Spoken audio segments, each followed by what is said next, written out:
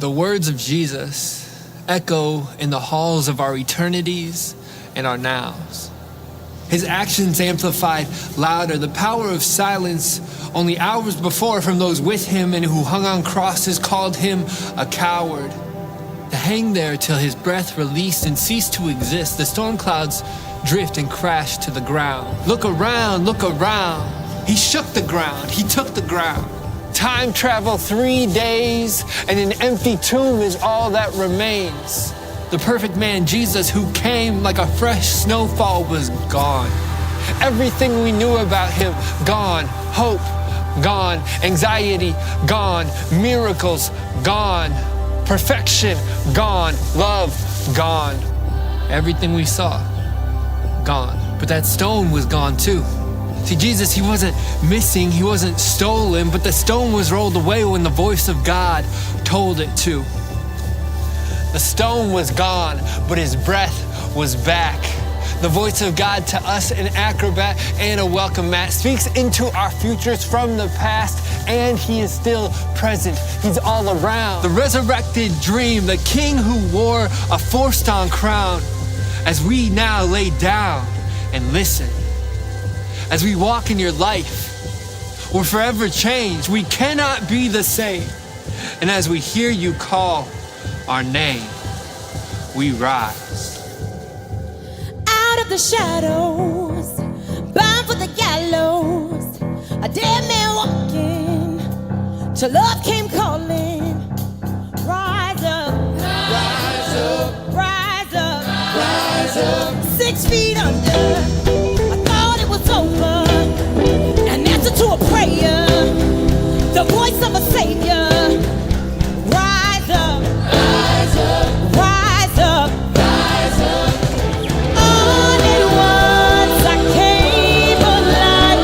This beating heart, these open eyes, the grave lay low, the darkness should have known. You're still rolling, rolling.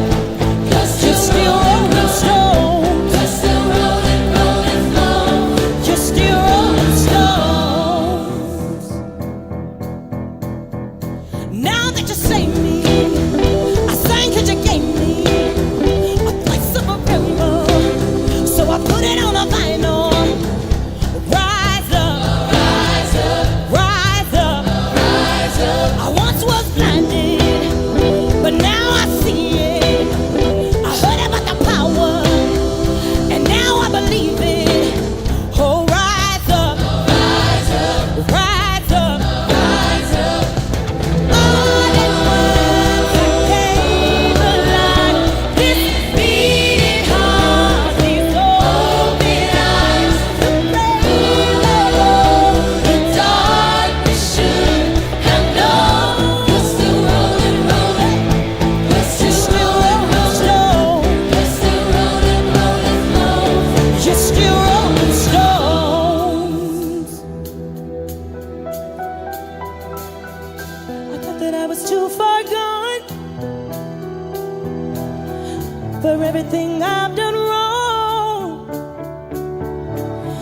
Yeah, I'm the one that dug this grave, but you called my name. You called my name. I thought that I was too far gone for everything I've done wrong. Yeah, I'm the one that dug this grave, but you called my name. You called my name. All at once I came alive. This beating heart, these open eyes, the grave lay low, the darkness should have known. You're still rolling, rolling. Hey, you're still rolling stone. You're still rolling, you're still rolling. You're still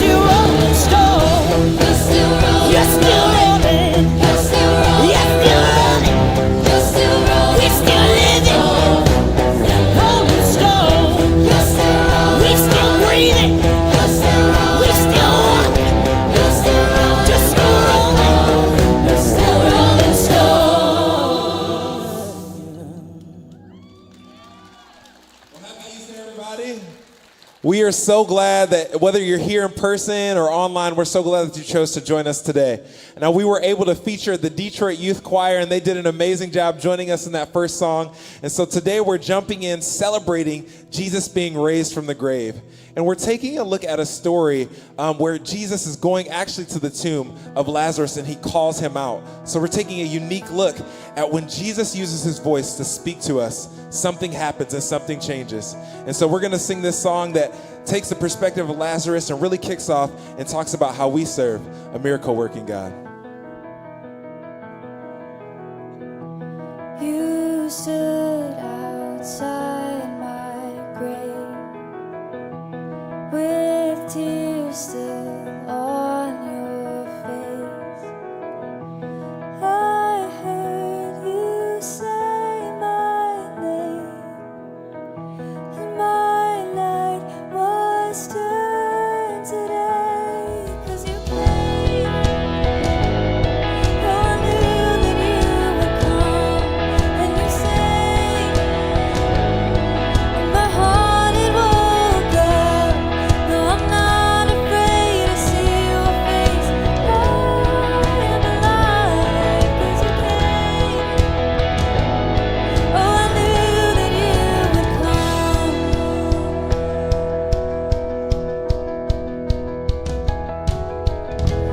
You said death's only sleeping. With one word, my heart was beating, and I rose up from my grave, and my fear was turned to faith, 'cause you came. Oh, I knew that you would come, and you saved, and my heart it woke up. Now I'm not afraid to see your face. I am alive 'cause you came. Oh, I knew that you would come.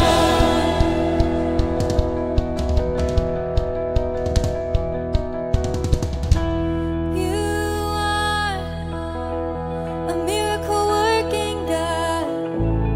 You are a miracle working God. You are a miracle working God. You are a miracle working God. You are a miracle working God. You are a miracle working God. You are a miracle working God. You are a miracle working God. You are a miracle working God. You are a miracle working God. You are a miracle working God. You are a miracle working God. A miracle working God. And you came. Oh, I knew that you would come, and you saved, and my heart it woke up. Now I'm not afraid to see your face. I am alive 'cause you came. Oh, I knew that you would come, and you came.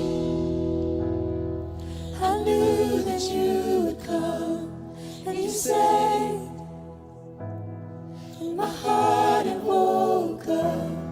Now I'm not afraid to see your face. I am alive 'cause you came. I knew that you would come.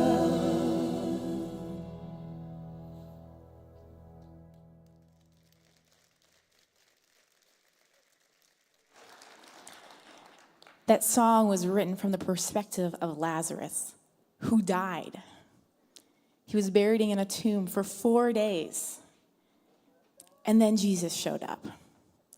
And when Jesus showed up, he was made alive again. And that is what we get to celebrate at Easter, is that we are made alive again because Jesus is alive.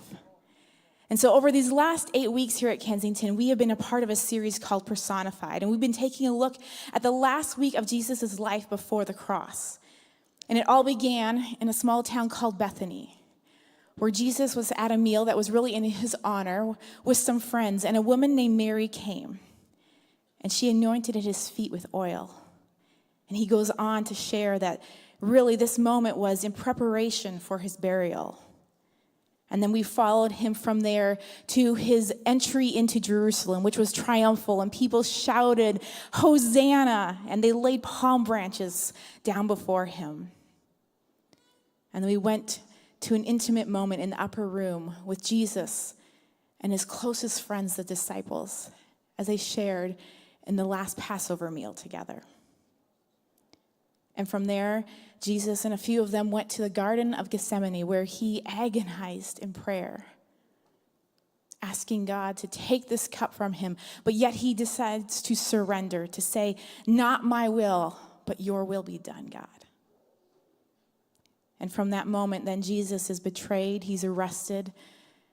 And as we reflected only a couple days ago on Good Friday, he dies on a cross.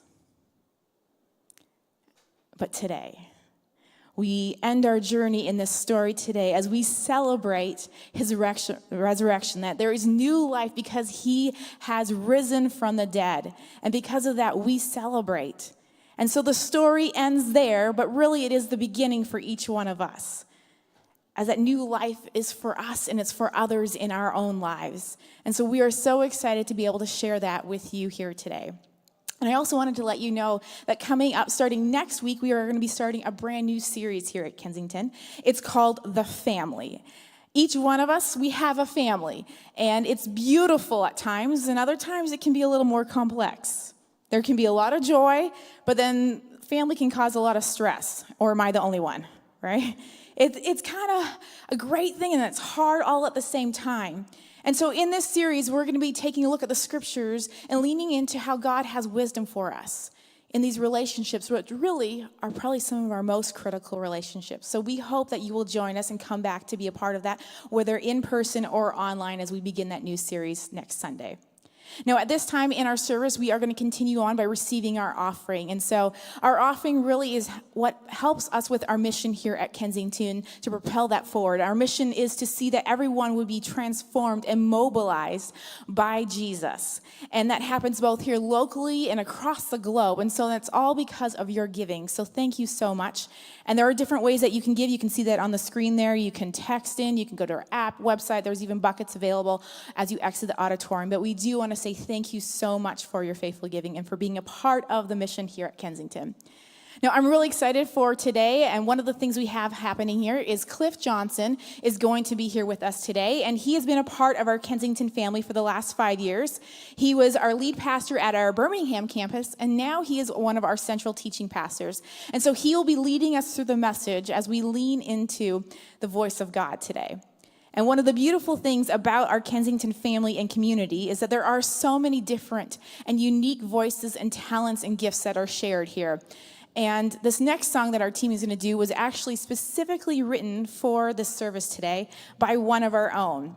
Matthias Pitts, who is our Orion Worship Arts Director, wrote this song as it reminds us that God called into existence all of creation, and that he still exists, and that he still speaks to us today.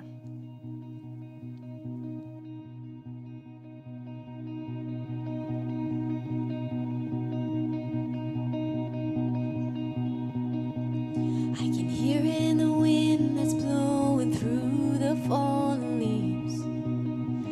I can hear it in the groaning of the sleeping barren trees. It's overwhelming like the deepest flowing stream when you speak.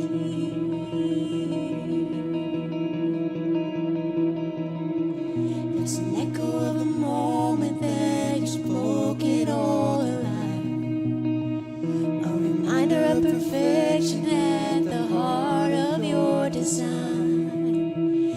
It's a violent whisper that consumes me every time when you're speaking. Oh, when you're speaking, powers flowing out from creation. Oh, when you're speaking, mercy's running wild. I can't contain it, and I can't get enough when you're speaking. Oh, it's the sound that I heard the day you opened up my eyes. The resurrection call from darkness into light. The sleepers wake up and the dead can't help but rise when you're speaking.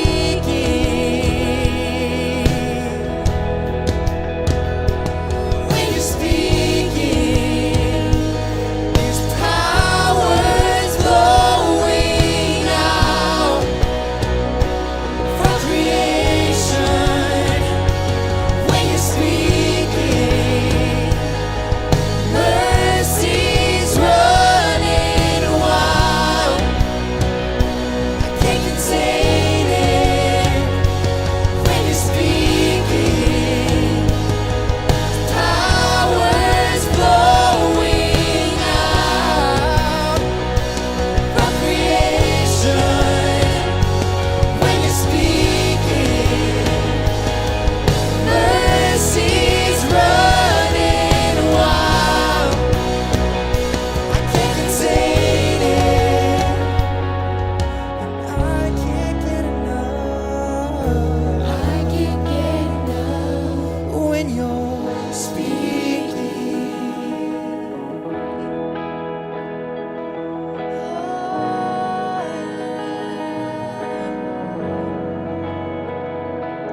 It's your voice like rushing waters. It's your voice like gentle thunder. It's your voice I can't get over. I can't get enough. I can't get enough. It's your voice like rushing water. It's your voice like gentle thunder. It's your voice I can't get over. I can't get enough. I can't get enough. It's your voice like rushing water. It's your voice like gentle thunder. It's your voice I can't get over. I can't get enough. I can't get enough. It's your voice.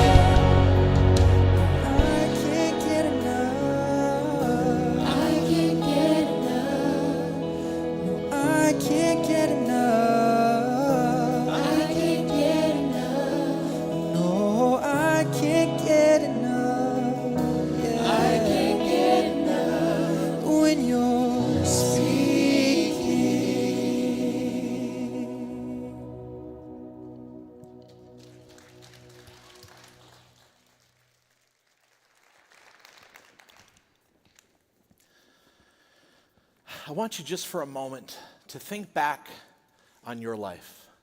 Think back on moments and the voices that led you to make the biggest decisions that you've made. We've all made huge decisions in our lives, decisions that had big, big implications and big ramifications and mattered a lot. Think about those decisions that you made that led to a better life, a life full of joy, a life full of adventure, a life full of excitement, a life that was just more fun. And then think about what voice was it that encouraged you to take that step or take that risk. Because there are people in our lives who encourage us to do good things. There are people in our lives who encourage us to take those kind of steps. They call us out of what we're doing into something greater. Because we all know that there's the other side is true as well. Those decisions you made that were bad decisions, those decisions you made where your life got very much worse after that there was pain and there was regret and there was sorrow and there was guilt and there was shame because of a bad decision. Now think about what voice in your life led you to do that, tempted you to do that, encouraged you to do that, pushed you to do that. We all have people in our lives and listen to voices in our lives to make good decisions that lead to a better life, a more full life, and voices that lead us to bad decisions that lead us to really suffering the consequences of that. And as I was thinking about that, getting ready to speak here this weekend, one name came to mind in my life. I looked at 3 big moments over the last 20 years. And there was one person who really called me out of something into something better. I went to Bible college, and I felt called to be a pastor at 15 years old. And which is a little bit weird now as I look back, but I was in Bible college. But while I was working my way through Bible college, I got a great job where I worked for a baseball card company. Any kids out there collecting baseball cards, Pokemon, anything like that? Any hands in the air? No? Okay, London, my daughter right here. By the way, my wife Angela, my daughter Lily and London are here. Why don't you say hi to everybody? Our little 5-year-old's in kid care right now, currently holding them hostage with some Elmer's glue and a dull pair of scissors. I saw the number flashed up on the screen. You might want to go get her. Just kidding. Isn't that the scariest moment as a parent when they flash the number on the screen? And you have to decide, how long do I wait to go fetch my child? Because if you go right away, it's obvious it's you. The worst thing is if you have to go to the bathroom at that exact moment, then you're really stuck. You're like, if I go, everyone's going to think I've got the unruly child. Anyway, sorry. So I worked for a baseball card company. And so we made cards. I loved this job, and I'd worked my way up to a pretty good role. But I was also going to Bible college at the same time. And so the two things were conflicting. Because on one hand, I wanted to serve God with my life in ministry and be a pastor and felt that for a long time. But there was this pull to another life, a pull to just being in a different career. And there's nothing wrong with that, but it just felt like it was a battle. And I remember on one day sitting in my office at my job, getting a phone call from the president saying, hey, Cliff, we want you to move to our new headquarters and be a part of like our inner circle. It was a huge, huge promotion. I remember hanging up the phone and being like, whoa, what do I do? They wanted me to drop out of college. Now, this was 1996.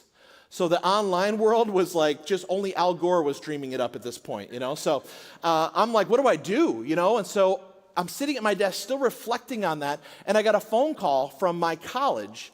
And they said, Cliff, you've been recommended, and we want to ask you if you want to be on one of our summer ministry teams where you travel for 8 weeks, you speak at camps, you lead music, you counsel kids. We pay you next to nothing, but it's an amazing opportunity. And so if he had just heard the number that was given to me on the phone 45 minutes earlier, he would know this was a real fork in the road for me. And I remember sitting back and being like, what do I do? Like, what am I supposed to do? A few years later, I was sitting in my house watching a movie on a Saturday afternoon, just one of those gloriously lazy days, like I'm looking forward to later tonight, but just relaxing, chilling out, and I would knock on my front door, and my brother-in-law, Jerry, showed up. This is several years after the first story. And he walked in and sat down, and it felt like that moment in the movie Hoosiers. Anyone seen the movie Hoosiers? Okay, a basketball movie. When Gene Hackman goes and sits down with Dennis Hopper. Now, thankfully, I wasn't found frozen in a creek before that, but anyway. He sits me down and says, hey, man, I want you to be a part of my leadership team for our youth group to be one of our senior high leaders. And at the time, I had a really good job doing something else, but I just wasn't sure how God was going to get me into ministry because the path didn't seem clear.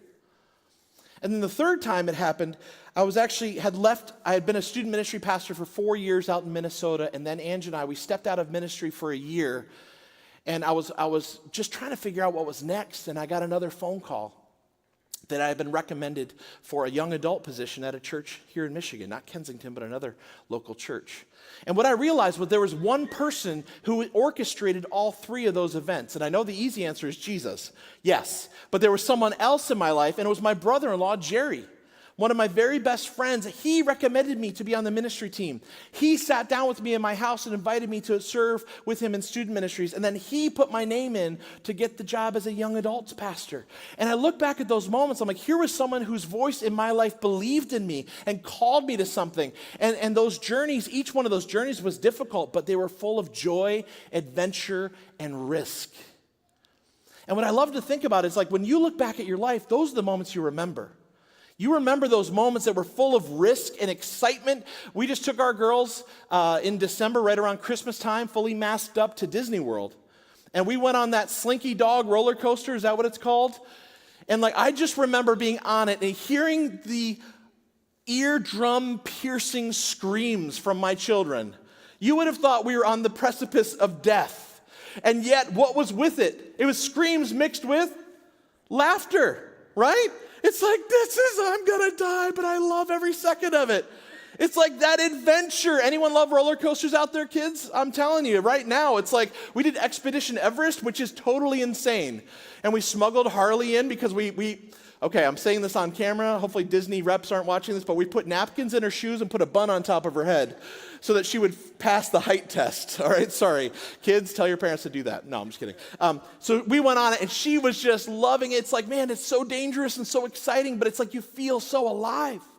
Those are the moments you remember. And there are voices in our life that call us to that. And we're all in search of that kind of life. A life full of just joy and peace and adventure and risk. Because I think it's interesting, when you look at the Greek language, which is what the New Testament was written in Greek, there are 3 words used for life. The first word is bios, which biology comes from. And that is just the physiological truth that your heart is beating, you're breathing, and you are alive. But in some ways, have you ever just woken up and been like, man, I'm going through the motions. I may be alive, but I feel kind of dead inside. So the question I'd ask, if that's the life you're feeling right now, is, am I surviving? The second kind of life mentioned in the Bible refers to brain activity, the life of the mind. It's psyche, which gives us the word psychology and psychiatry. So it's that idea that you have brain function, because we all have seen the sad situation where someone is alive, but their brain is not. So what I would say in a lighter way, this would be like you're overthinking. Your life is being lived in your mind. You can't get off the couch. You're overthinking everything. You're stuck here and you need to do something. The third type of life, so that would be, am I overthinking? The third type of life is a life of adventure, a life of fullness, a life where there's highs and there's lows. You ever notice that? A life lived for Jesus, a life lived where you're fully alive is not devoid of pain. It's not devoid of suffering. It's not missing low moments. It's full both above and below the line. And there's a word for that, and that's, am I alive and free? And that word is Zoe. Zoe. And that is what we're going after today. We're going after the 3 types of life that you can live in the New Testament. Are you just surviving? Are you overthinking? Or are you truly alive and free? And to get there, we're going to take a journey through 3 resurrection stories. 3 resurrection stories. The first one is Jesus' resurrection story. That's why we're here, right? It's Easter Sunday. If I didn't talk about Jesus' resurrection, you'd leave and be like, I'm not sure what that guy was all about, but I think he did not know what today was. No, clearly I did. I got the pastels on. By the way, while we were getting ready this morning, our power went out. And not even while we were getting ready. At 4:55 a.m. it went out. Until 10:30, babe. It came on at 10:30. So anyway, she's getting 3 girls ready, no power. It was like we were living Little House on the Prairie style, okay? And so Half Pint and the rest of us were very confused. And Pa, no, I don't know if you watched that show, but anyway, we got ready and we got here. As I'm driving, I'm like, man, I just want to be careful that nothing weird happens. This is just a weird start to the day. But nothing was going to stop our journey for Easter Sunday. So the first resurrection story is Jesus Christ. And I'm going to summarize it because Jesus Christ, we believe the Bible teaches that he's fully God and he came down to earth, was born and lived his life sinless, perfect, blameless, innocent. At the age of 33, after spending his last 3 years of his life loving and leading and teaching and discipling and doing miracles and just so full of love and peace and joy, he was denied by Peter, he was betrayed by Judas, he was abandoned by his disciples, he was arrested by the high priest and his men, he was falsely convicted, he was abused, and he was crucified. But the Bible teaches us that had to happen. That's why we call it Good Friday 2 days ago. Not because that story feels good. That story is hard to hear, isn't it? It's good because it had to happen and it was for our good that Jesus went through that Friday. So Jesus Christ dies on the cross, pays the price for our sins, and he's in the ground now. The Bible says Joseph of Arimathea, in the chaos surrounding Jesus' death, you heard this on Good Friday, the sky blackened, the earth shook, the veil was torn in two, and Joseph of Arimathea went to Pontius Pilate, the Roman governor, and said, "Give me Jesus so that I can bury him." And he took him down from the cross and put him in a brand new tomb in a garden where he laid for 3 days. The movement of Jesus Christ at that point felt like a failure. He was dead. The disciples had scattered and people were discouraged. But on the third day, Jesus had said over and over, on the third day, I'm going to rise. So much so that the chief priests asked the Roman governor to put soldiers outside the tomb so that they couldn't steal his body and stage some elaborate show to make it seem true. But look what Matthew 28 verse 1 says about this moment. It says, after the Sabbath, at dawn on the first day of the week, Mary Magdalene and the other Mary went to look at the tomb. There was a violent earthquake, for an angel of the Lord came down from heaven and, going to the tomb, rolled back the stone and sat on it. His appearance was like lightning, and his clothes were white as snow. The guards were so afraid of him that they shook and became like dead men. The angel said to the women, "Do not be afraid, for I know that you're looking for Jesus, who was crucified. He's not here. He has risen just as he said. Come and see the place where he lay." It's very interesting, too, that the Bible would choose to list the first witnesses of the resurrection as women. If you ever wonder how Jesus viewed women and how the Bible views women and the priority and the view and their value, look no further than the resurrection, because at this time, women were so looked down upon in the Roman Empire that the eyewitness testimony of 2 women was not valid in a court of law. So they could see it, and if they said it, they're like, well, it doesn't matter because you're a woman. And yet the entire story of the resurrection is pinned to the eyewitness account of 2 women. Isn't that beautiful? To show the value of women, to say we are giving this greatest story ever to 2 women because they matter to God. And so here it is now. Jesus Christ is raised from the grave, and when he rose, hope rose with him. Love rose with him. Power rose with him. He once and for all showed that he defeated the power of sin and death. And why does it matter? I think that's always a great question to ask on Easter Sunday. Why does it matter that Jesus Christ rose from the grave? Well, look at what Paul said. And remember, Paul was an apostle or a follower of Jesus Christ with authority to teach, and he wrote a lot of the New Testament. Listen to how Paul talks about the importance of the resurrection in 1 Corinthians 15. He says, if Christ has not been raised, in other words, if the resurrection never happened, our preaching is useless, and so is your faith. In other words, he's saying if Jesus Christ never rose from the grave, then none of this matters. Because a lot of really good men die. A lot of people can do great things in this world, have great teachings and tons of followers, and they die and they stay dead. He's saying because Jesus Christ rose from the grave, then everything else he said is true and everything else we believe is real. It matters because it's true. It matters because it happened. And it matters because it gives us hope. William Wallace, or at least Mel Gibson, said, "Every man dies." That doesn't sound like him at all, does it?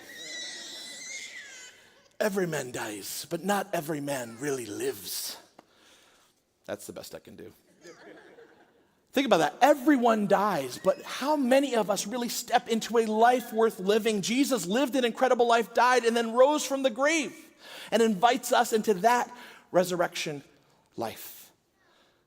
Now, we look at the second resurrection story, as Shauna said earlier, about Lazarus. We're going to look at Lazarus' story because Jesus had actually done this before he died. He raised someone from the grave. And before we get much further, I just want to point out, it's so interesting to me that Jesus chose Lazarus for this miracle.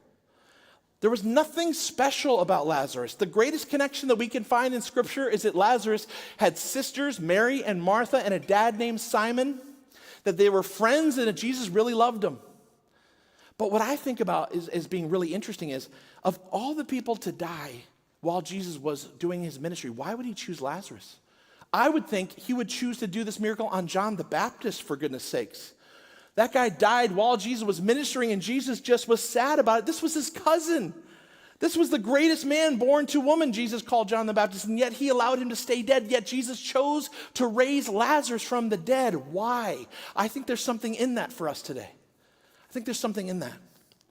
So, Lazarus' resurrection story goes something like this.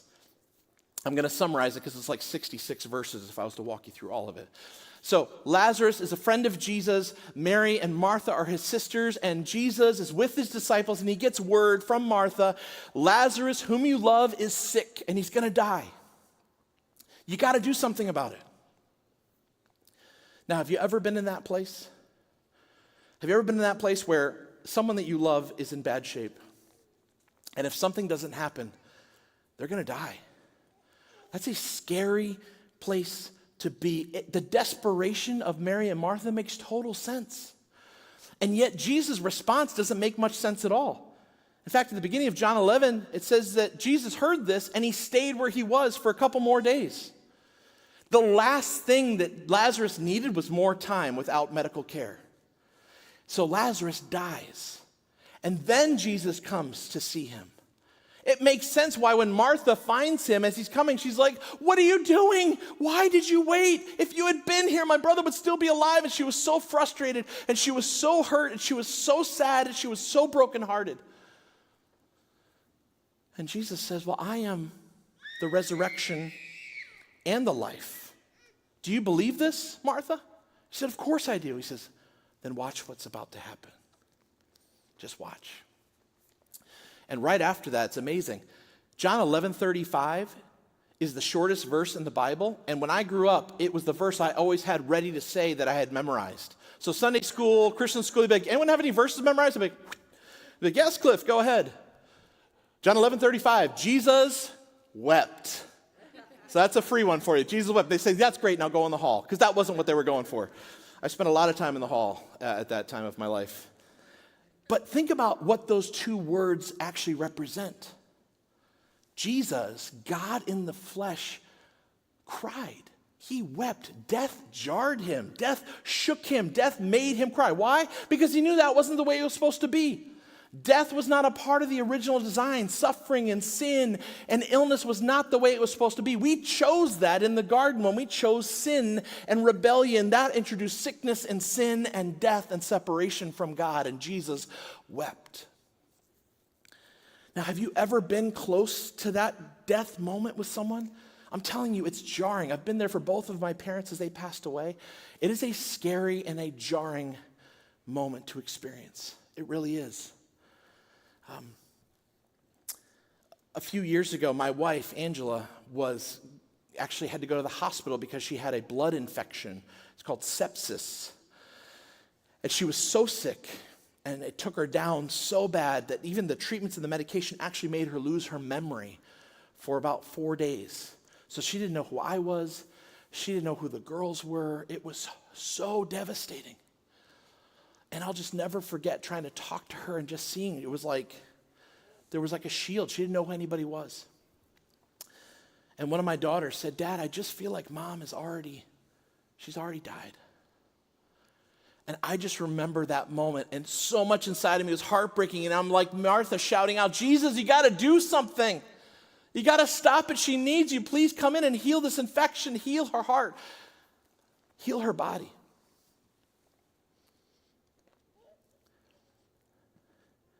So Jesus stands outside of the tomb.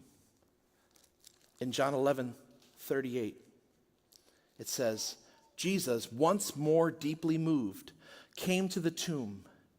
It was a cave with a stone laid across the entrance. Take away this stone, he said. But Lord, said Martha, the sister of the dead man, by this time there's a bad odor, for he's been there for 4 days. Then Jesus said, did I not tell you that if you believe, you will see the glory of God? Now, something you have to remember is that the body breaks down very quickly. Once death has happened, once that bios, heartbeat life is gone, the body starts to break down. And by 4 days, the body looks very different. And there's an odor. And what's interesting is that the Jewish people are not known throughout antiquity for being the best at treating dead bodies.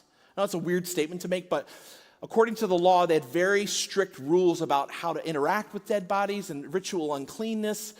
And you look at the Egyptians are like, man, they are venerated, like National Geographic, like they talk about their mummification process, and they find 5,000-year-old bodies of Egyptian tombs that still have skin on them. It's just unbelievable. But the Jewish people kind of treated bodies like a 6th grade boy who doesn't want to take a shower but really needs to. He just grabs the Axe body spray and it's this mixture of some sort of a fragrance trying to mask horrible BO. Which, by the way, anyone out there have really strong scent memory, like sensory memory? Like you walk and you smell it, like if I smell Old Spice right now, I'm like, oh, that's my dad every day, Old Spice. Or around Christmas time, Yankee Candle, it was called a Home Sweet Home. It was like a cinnamon Christmas only scent. Anyone smell that? I smell that. And I close my eyes and I see my mom in the kitchen making peanut blossom cookies. It just takes me right back. And so because of that, when I dated girls in high school and college, when I broke up with a girl, I broke up with the cologne I wore while I was dating her. It was very important to me to do that. So I broke up with Drakkar Noir. I broke up with Obsession for Men. I broke up with CK1, with Burberry, with Tommy Boy, or whatever. Tommy Boy's a movie, not a fragrance, right? Anyway, Polo Sport. But in 1999, at the height of its influence, Davidoff Cool Water, I had started dating this girl named Angela Holdridge. And 22 years later, I'm still wearing Davidoff, and she's still with me, so... Davidoff sales rep is like, yes, it's coming back. If I'm the last man on earth, I will find a way to find that perfume. I wear cologne. See, there it is.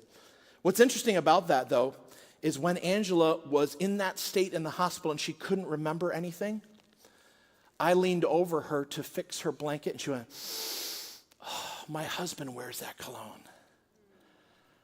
So guys, just use it. It's a good way to keep you connected no matter what happens. So, now kids who are out there, you guys have been champs. You're hanging in the room. I have something for you. Kids out there, anyone visual learners, like you're like, man, you're talking a lot. Can we see some pictures? Anyone want to see some pictures? Okay, great. So we use the latest computer technology, the absolute carbon dating, lasers, National Geographic, just their scholars, they dug around and they have found an image of what they believe the tomb of Lazarus looked like. So can we put that picture on the screen, the first one? Okay, so that's kind of what the tomb looked like. And but remember, Lazarus's body would look really weird after 4 days. It's going to change a lot. But they have a computer recreation of what they think it might have looked like. So let's go ahead and put that up there. The next one. Okay, can you zoom in a little bit? I can't really tell. Can you get a little closer? Okay, there he is. So he really changed. Lazarus' body changed dramatically. Sorry, hold on. Oh, they're telling me that's the wrong picture. Someone played a prank on me. Nice, okay. Can you show the right picture? This is closer. Okay, can you zoom in on him? It was clearly cold in there. There he is. All right. It was cold in the tomb. Okay, great. So we do our best to stay on the cutting edge here. Awesome. Okay. So back to the scene. The tomb is open. This scent would overwhelm the crowd. And it was a scent of sadness and death and a decomposing body. And in that moment, Jesus said this in verse 41. It says, they took away the stone, and then Jesus looked up and said, Father, I thank you that you have heard me. I knew that you always hear me, but I said this for the benefit of the people standing here, that they may believe that you sent me. And when he had said this, Jesus called in a loud voice, Lazarus, come out. Now, the original language literally says shouted in a loud voice. So it was more like, Lazarus, come out. All right, kids, can you shout with me? Ready? Lazarus, come out. One more time. Lazarus, come out. And everyone just stood and waited. Huge crowd.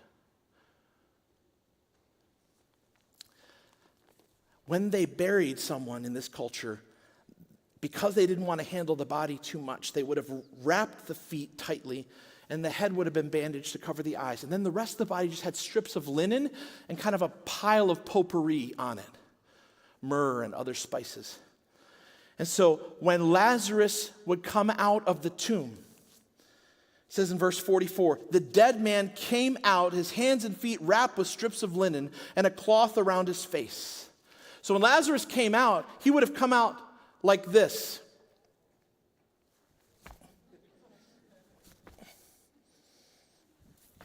And still nobody moved. Nobody's helping him. It says, take off his grave clothes and let him go. I mean, the people's jaws were on the ground. Here's Lazarus hopping out of his grave. Maybe that's where the Easter Bunny thing came from. We don't know. He's standing there. And Jesus tells the community, will someone please help him? I love that. And literally in the Greek, it means set him free and send him out. Isn't that so powerful? Get those grave clothes. He came out of the grave, but symbolizes our old lives, the power of sin and death and separation from God and the hopelessness of trying to do it on our own. And he comes out, but he's still blindfolded and he still has all these strips on him. And Jesus says, get those grave clothes off him. The evidence of his old life, the life that wasn't leading anywhere. Set him free and send him out. There's a purpose. There's more to this life than his death. I love that. The power of sin and shame and death are no longer there. Send him out. And biblical scholars and researchers say that he said Lazarus specifically, not only to show he knew his name, but also because the power of Jesus is so strong that if he didn't say Lazarus come out, that every grave in that area would have been busted open with corpses walking around, because that is the power of Jesus against the power of death. Nothing can stop him. So there's a third resurrection story I want to tell quickly as we finish up, and that is the reason why this matters is because Lazarus' story can be your story.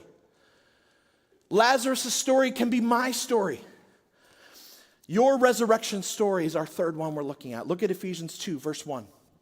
Paul wrote this, as for you, you were dead in your transgressions and sins, in which you used to live when you followed the ways of this world and of the ruler of the kingdom of the air, whose spirit is now at work in those who are disobedient. We were dead in the grave, just like Lazarus. There's nothing we could do about it. Look at verse 4. But because of his great love for us, God, who is rich in mercy, made us alive with Christ, even when we were dead in our transgressions. It is by grace you've been saved. And God raised us up with Christ and seated us with him in the heavenly realms in Christ Jesus, in order that in the coming ages he might show the incomparable riches of his grace expressed in his kindness to us in Christ Jesus. We were dead, and it says there that he raised us to life in Jesus, a resurrection story. And then look at verse 8. For it's by grace you've been saved, through faith. It's not from yourselves. It's the gift of God, not by works, so that no one can boast. Could Lazarus say, hey guys, I know Jesus raised me from the grave, but I was laying on my side, and I allowed a little bit of a gap in the stone, so I think I kind of had something to do with it? People be like, what are you talking about? You were dead. He called you out. It's the same thing. I think that Jesus Christ chose Lazarus to raise from the grave instead of someone else because Lazarus, there was nothing special about him. He was just a guy who loved Jesus. He didn't raise him so that John the Baptist could come back on a world tour with Jesus and they could just fill arenas. It wasn't that. It was like, here's a guy named Lazarus that nobody knew before this, but afterwards everyone knew him. And he was famous because Jesus Christ saved him. His identity was because of Jesus' work in his life. That can be our story. That can be your story. That could be my story. And why does it matter? It matters because Jesus is calling your name today. Jesus is standing outside of your tomb. He's standing outside of your grave and he's calling your name. He's saying, Angela, come out. London, come out. Sonia, come out. Craig, come out. Aaron, come out. Fill in your name, come out. He's calling you out of your old life, but he knows your name because your life matters to him. And he's not calling you out of just into a new life where your heart's just beating, where you're just surviving, or where you're thinking it all through and you can't do anything. He's calling you into a new life where it's adventure and risk and joy and fulfillment. In fact, John 14:7 or 14:6, Jesus says, I am the way, the truth, and the life. And guess what word he uses for life? Zoe. I am life beyond your imagination. I'm life abundant. I'm risk. I'm adventure. I'm joy. I'm peace. I am everything you could ever dream of. That's the life he calls you to, and he calls me to. It's more than surviving, more than thinking. You can be alive and free. What I love is that when we went to the hospital and Angela was in that bed and she had just regained her memory, my little girl jumped right onto the bed and said exactly what she said to me. She said, Mommy, I just feel like you had already died. And I'm sitting there panicking as a dad going, just tell her you'll be okay. Anybody like that? It's going to be fine. Mom's going to be great. It's going to be good. And I'm going, wow, let's see how she handles this. And my wife, to prove she's an incredible, unbelievable woman of God, said, sweetie,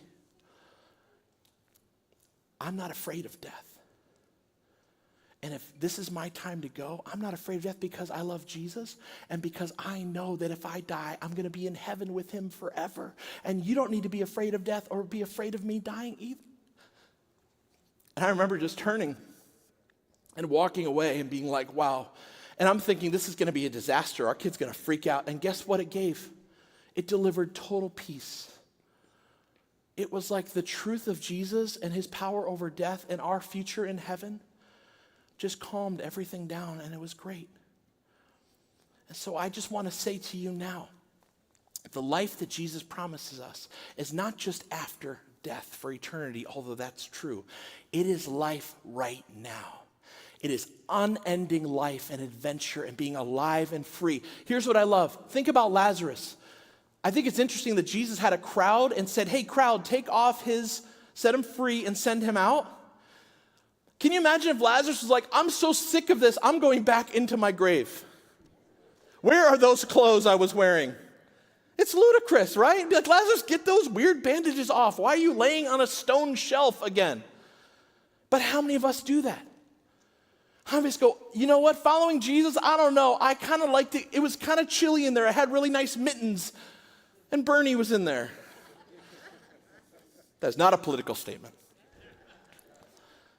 But how many of us do that? And yet it's our community that goes, no, you're set free and sent out. Can you imagine when Lazarus was at Starbucks? Which, by the way, the Starbucks in your parking lot has more people in line than any Starbucks I've ever seen in my life. The last few days, I'm like, I want to get a Starbucks. I'm like, I don't think I have an hour to wait in this line. It's really incredible. It's very successful. But can you imagine Lazarus sitting down at Starbucks and they're like, we've got a caramel macchiato for Lazarus? Be like, wait, are you the Lazarus? Tell me your story. I want to hear about it. You were dead and now you're alive. In fact, we know he told his story because later in the book of John, it says that the chief priests and the elders were plotting to kill Lazarus because of how many people were coming to Christ through his story. He told his story, and the best part is Lazarus' story is your story. But God's not done with you yet. Ephesians 2:10 says, "For we are his workmanship, created in Christ Jesus to do good works, which he's prepared in advance for you to do." There are moments waiting you.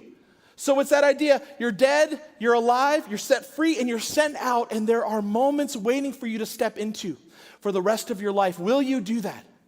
Will you step in to the life that Jesus has for you? Jesus is calling to you today. How will you respond? What kind of life do you want to live? He says to you the same thing today he said then, which is follow me. I am the way, the truth, and the life. Follow me.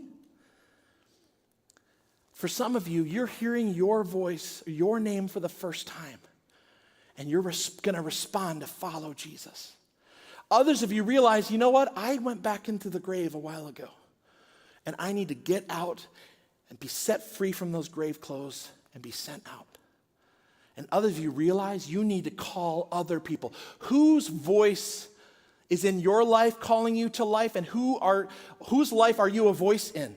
Will you call someone to life? I look at my brother-in-law, Jerry Hines. He calls me to life over and over again, and my life has been forever changed because of his boldness and belief in me to call me to a greater life. Now, maybe for you, you need to be that for someone else. Will you speak life and invite people to follow Jesus to the end of the earth? As we finish our time together, we've got some songs to sing to celebrate, but just remember that nothing is impossible. I don't care how lost you feel, how broken you feel, how hurt you feel, how much those grave clothes are sticking to you, or how comfortable your grave has been. Jesus Christ is calling you out of it to a new life, and the impact you can have is unbelievable. Let's sing all about the battle won by Jesus for us.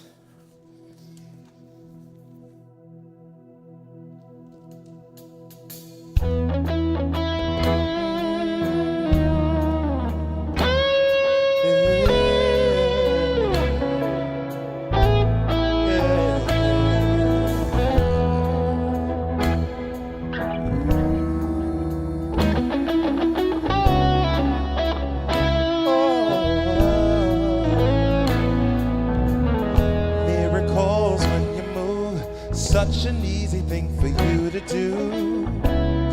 Your hand is moving right now. You are still showing up at the tomb of every Lazarus. Your voice is calling me out. And right now, I know you're able. My God, come through again. You can do all things. You can do all things but fail, 'cause you never lost the battle. No, you never lost the battle. I know you never will. Everything is possible by the power of the Holy Ghost. A new wind is blowing right now, breaking my heart of stone, taking over like it's Jericho. My walls are crashing down, and right now I know you're able. My God, come through again. You can do all things. 'Cause you never lost. No, you never lost. I know. Sing it again. You can do all.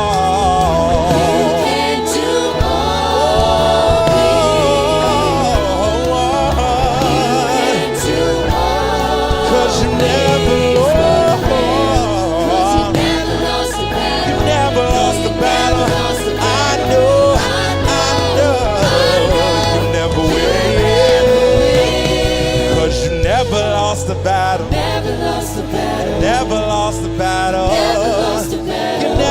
lost the battle, You never lost and the you battle. never will. You Yeah. never will. You never lost the battle. Never lost the battle. You never lost the battle. Never lost the You battle. never lost the You battle. never lost the You battle. never will.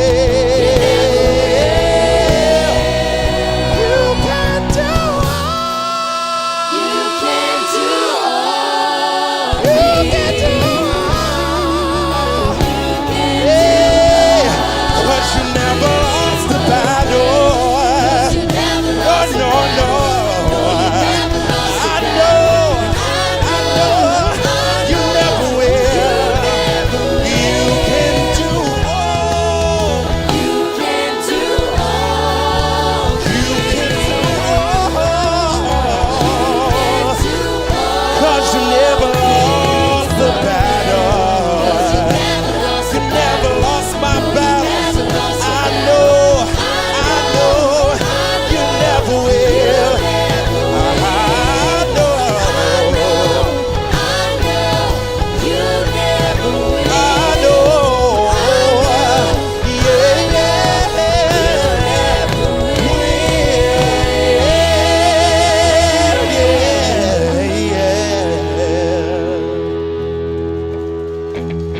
Man, so we live in the truth that when Jesus calls us out of our graves, we walk in new life. And so I want to invite you to stand and sing this last song with us as we go out in joy. Here we go. I was buried beneath my shame, and who could carry that kind of weight? It was my tomb till I met you, and I was breathing but not alive, and all my failures I've tried to hide. It was my tongue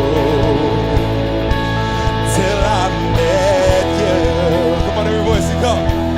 You called my name, and I ran out of that grave,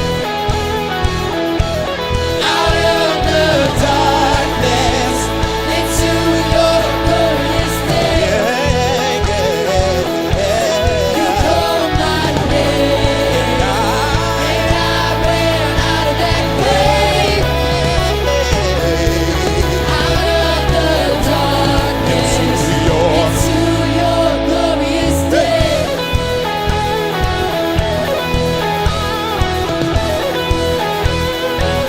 Now your mercy, Mercy has saved my soul. and your freedom. Your freedom is all I know. I know. The The old made new. I met. Jesus, when I met you, You called my name, you called my name, and and I ran out of that grave, out of there out of the darkness, to your glorious into day. your glorious day. You call my name, and I Ran out of that grave, yeah, out of the darkness, into your to your glorious day. hey.